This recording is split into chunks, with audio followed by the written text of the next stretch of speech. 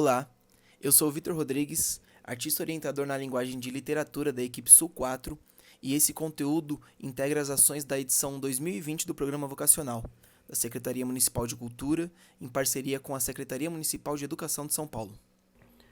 Porque tudo é metáfora para a vida. Por exemplo, o mar. O mar é metáfora para a vida. Um dia o mar está pequeno, outros grande. Tem dia que você chega de manhã cedo no trabalho e leva logo um caixote na cabeça. E tem épocas que a vida é puro surf, uma vida mar. Porque tudo é metáfora para a vida. Por exemplo, um açougue. As coisas estão todas aí, expostas. Mas cada coisa tem um preço e você tem que fazer suas escolhas. Daí você pode pedir o auxílio de um açougueiro ou ser um self-made e então colher o que plantou. Uma fase filé mignon, um momento churrasquinho de gato, um ano inteiro enchendo linguiça ou uma relação com alguém sem coração de galinha.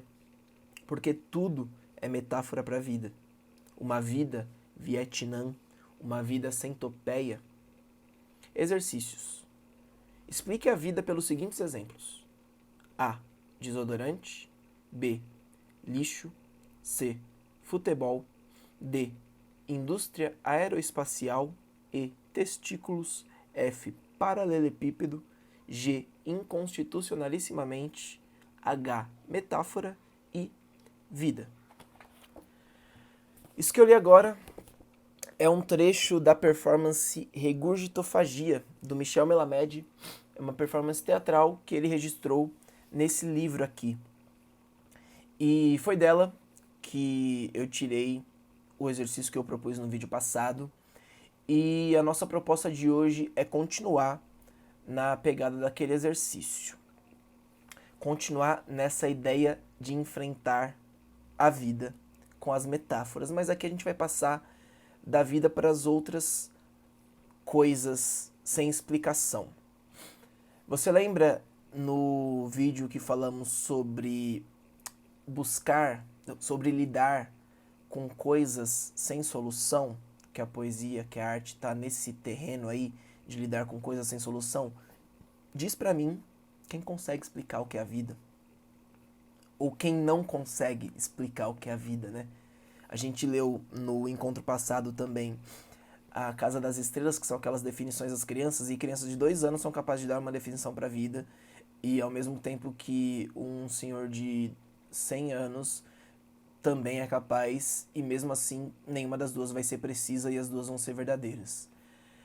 A gente falou no vídeo passado também sobre esse terreno onde a literatura acontece, que é esse terreno movediço, é esse terreno exatamente dessas coisas que ficam sem explicação, ficam sem definição, sem solução.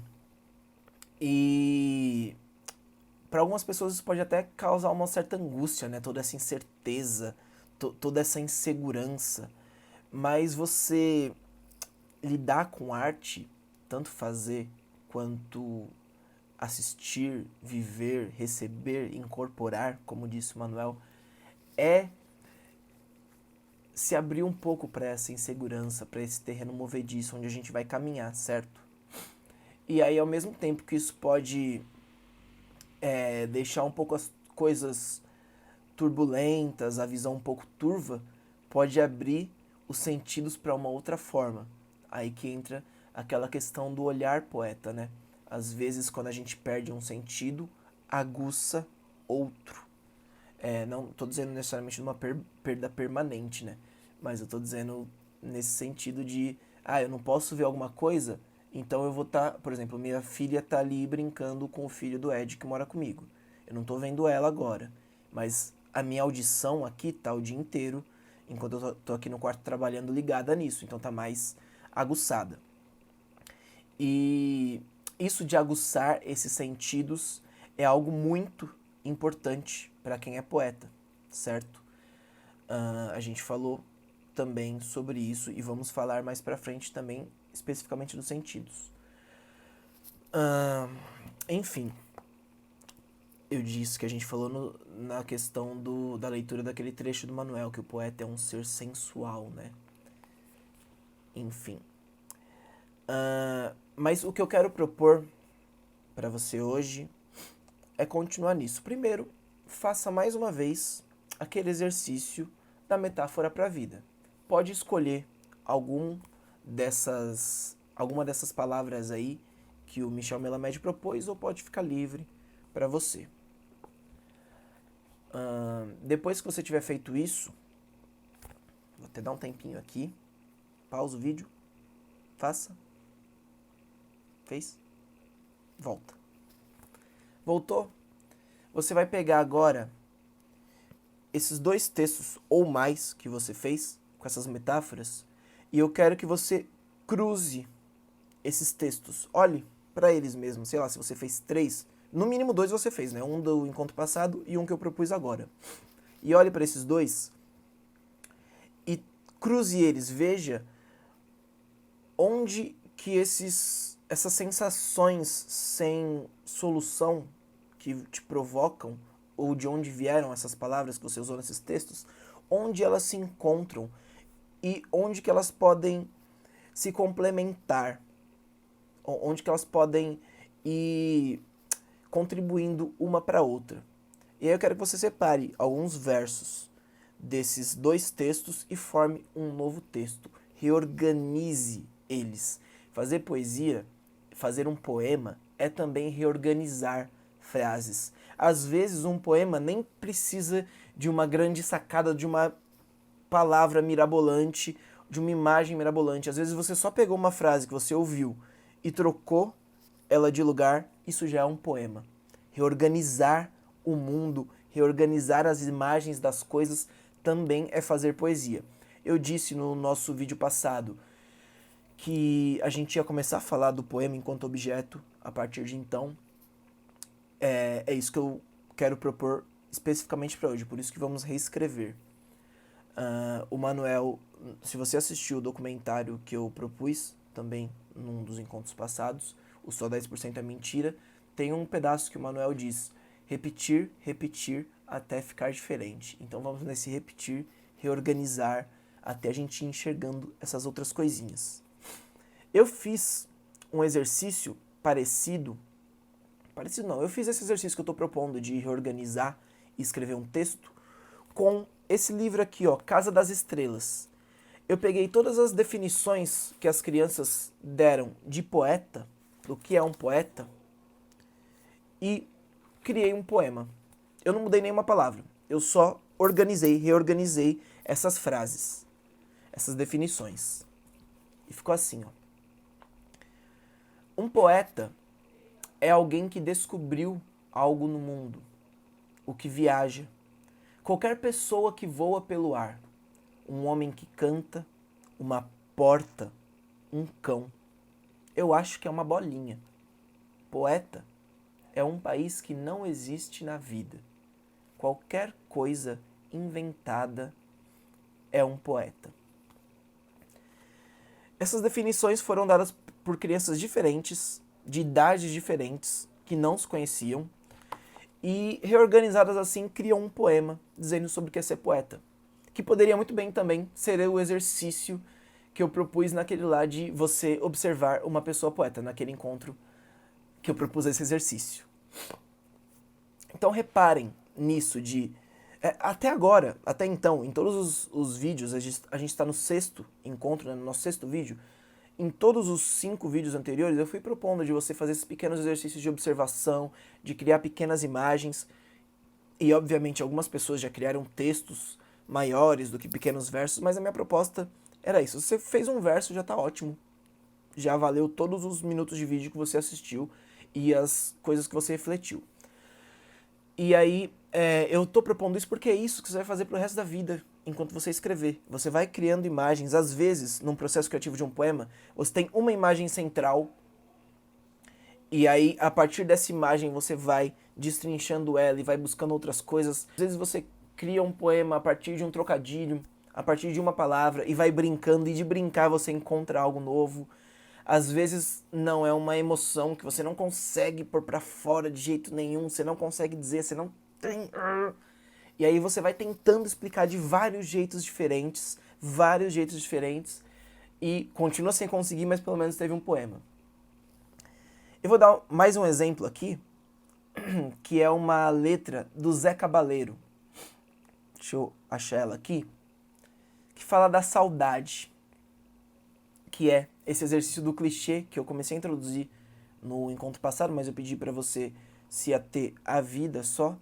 Mas é que ele fala da saudade. A saudade é um clichê, todo mundo sente saudade, todo mundo sente, desde sempre. E muita gente já escreveu sobre a saudade, e é difícil você escrever sobre algo que todo mundo já escreveu, porque corre o risco de cair no lugar comum, de você repetir o óbvio e, às vezes, por ser óbvio, não tocar, não provocar grandes efeitos em quem lê. E aí a gente entra naquilo, reorganizar, vamos tirar a saudade do lugar. É uma saudade é algo que está em todo mundo, é algo que já foi tão falado, tem uma vasta literatura sobre a saudade, filmes foram feitos sobre a saudade, CDs, álbuns, músicas, poemas, livros incríveis. Então, você para falar da saudade, você, mero mortal, eu, mero mortal, vamos falar o que sobre saudade? Tira a saudade do lugar de onde você está acostumada a ver, e veja onde você, pessoa, enxerga, lembra. Eu sempre vou falar para você olhar ao redor físico e ao redor imaginário seu. Vamos pegar esse exemplo aqui do Zé Cabaleiro. É uma música chamada Brigitte Bardot, que está no álbum Líricas, se eu não me engano. Sim, Líricas. E diz assim, ó. A saudade é um trem de metrô, subterrâneo, obscuro, escuro claro, é um trem de metrô. A saudade é prego parafuso, quanto mais aperta, tanto mais difícil arrancar. A saudade é um filme sem cor, que meu coração quer ver colorido. A saudade é um trem de metrô, subterrâneo, obscuro, escuro claro, é um trem de metrô. A saudade é prego parafuso, quanto mais aperta, tanto mais difícil arrancar. A saudade é um filme sem cor, que meu coração quer ver colorido.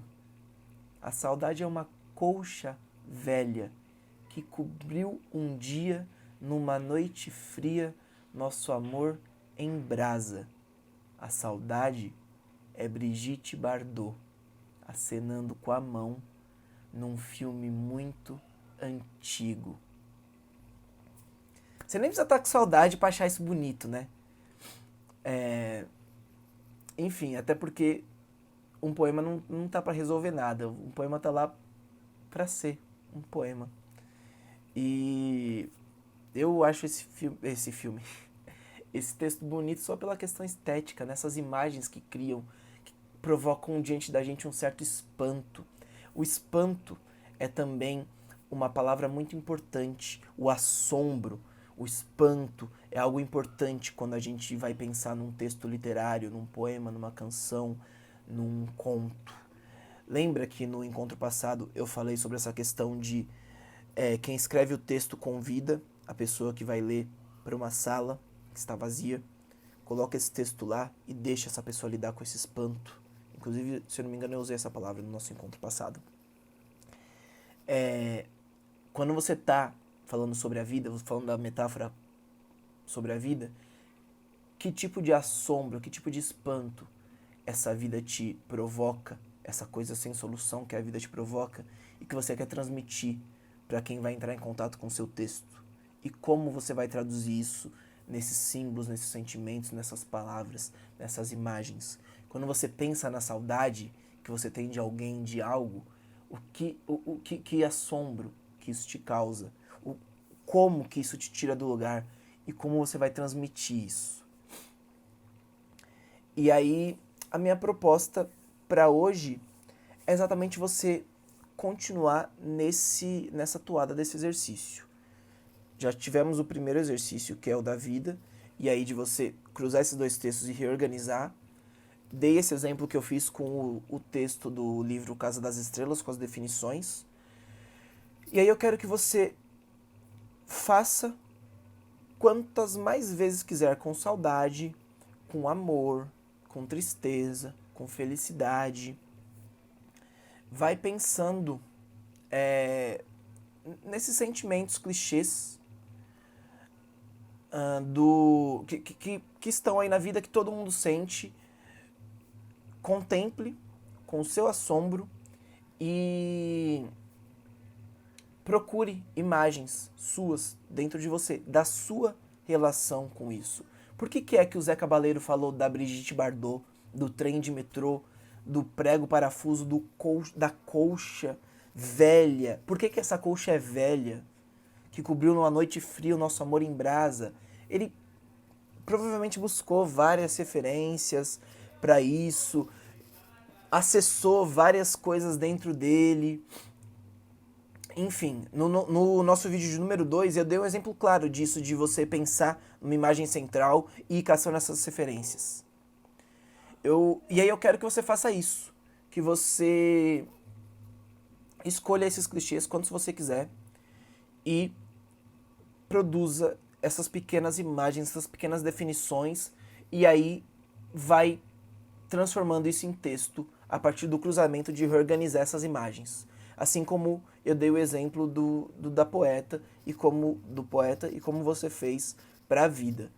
Assim surgem os poemas, a partir de reorganizar imagens que você vai fazendo, de listas de coisas que você vai fazendo e de reorganizar coisas que estão no mundo. O Manuel gosta muito de usar essa imagem de pegar uma palavra solene e colocar do lado de um pedaço de esterco, que é muito de dar novos usos para as palavras e para as imagens e colocar essas coisas que estão fora de lugar, colocar essas coisas que estão no lugar fora de lugar para criar um novo sentido.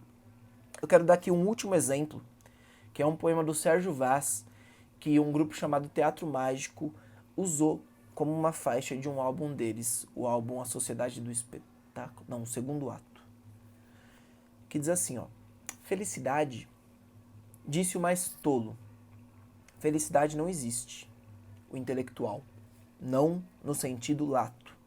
O empresário, desde que haja lucro. O operário, sem emprego nem pensar. O cientista, ainda será descoberta. O místico, está escrito nas estrelas. O político, poder. A igreja, sem tristeza? Impossível. Amém. O poeta riu de todos e por alguns minutos foi feliz. Esse é o exemplo do Sérgio Vaz. Temos exemplos suficientes. Então, vamos lá. Primeiro exercício, refazer o da metáfora para a vida, depois cruzar com os vários textos que você fez, as várias metáforas, e produzir um texto novo a partir disso. O segundo exercício, escolher mais uma desses clichês, desses sentimentos abstratos que são clichês, dessas definições, e fazer o seu clichê, né? O seu exercício a partir desse clichê.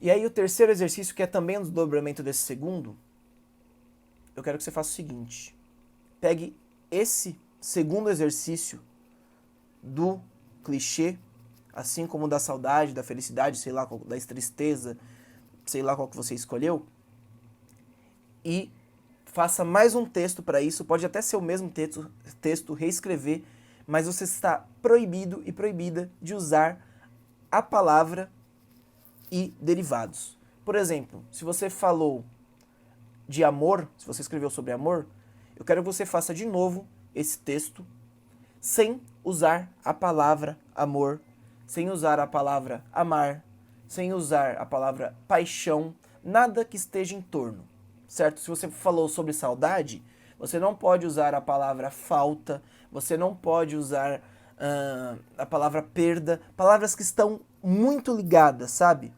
Se você falou sobre felicidade, você não pode usar a palavra feliz, você não pode usar a palavra sorriso, você não pode usar a palavra... nenhuma palavra que esteja muito colada. Pensa assim, ó, quando fala felicidade, quais são as primeiras palavras que vêm na sua cabeça? Mas, tá, as palavras que você pensa no senso comum. Não pode usar nenhuma delas. Procure novas imagens para isso. tire essas palavras comuns do meio do caminho, que você pode encontrar outras. Tape um sentido para você encontrar outro, certo? Mude de lugar, reorganize o que você sabe, o que você acha que sabe, o que as pessoas acham que sabem sobre a felicidade, sobre o amor, sobre a saudade, sobre a vida.